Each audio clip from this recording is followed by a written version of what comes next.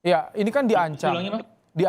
Oh, saksi korban diancam, tak berani melapor. Bagaimana awalnya polisi bisa mengungkap kasus ini? Ini tersangka tunggal jadi artinya Pak Kasat ya? betul sekali, Mas. Untuk pelaku sekarang posisinya dalam tersangka tunggal. Kemudian bagaimana kemudian polisi melakukan pengungkapan ini dimulai daripada tanggal 15 Juni tadi, Mas. Penemuan kerangka pertama, kemudian dilanjut ke 21 Juni penemuan kerangka kedua dengan 4 total kerangka.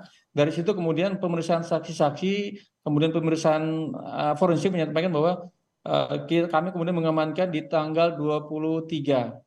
Saudari E. Nah, dari saudari E menyampaikan bahwa perbuatan tersebut dilakukan oleh ayah kandung sendiri daripada saudari E. Kemudian kami kembangkan dan menangkap pelaku Rudi ini di Kecamatan Karanglawas di Baik. wilayah Sebagai demikian. saksi korban, ini seperti apa? Apakah dilakukan pemulihan psikisnya Pak Kasat? Karena belasan tahun tinggal bersama ayah yang mengancamnya. Baik, Mas, untuk proses pemeriksaan terhadap saudari E memang kami dari awal melakukan pendampingan dari psikologis ya, dari unit perlindungan terpadu perempuan dan anak di wilayah Banyumas ini yang kemudian mendampingi dari awal sampai dengan sekarang dan merangka proses mendampingi sehingga korban merasa nyaman dan korban juga merasa sehat untuk memberikan keterangan.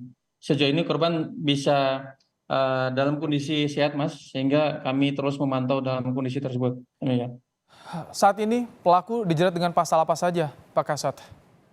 Baik, Mas, untuk pelaku sendiri setelah penetapan tersangka kami menerapkan pasal Undang-Undang Perlindungan Anak ya, pasal 80 ayat 4, kemudian ditambahkan dengan pasal 340 terkait pembunuhan berencana, Mas. Pasal pembunuhan berencana ancaman hukumannya maksimal hukuman mati ya Pak Kasat Reskrim? Iya, betul Baik. sekali. Terima 4 tahun. kasih Kasat Reskrim Polres Banyumas Kompol Agus Supriyadi telah menyampaikan informasi terkini di program Kompas Petang. Terima kasih Pak Kasat Reskrim.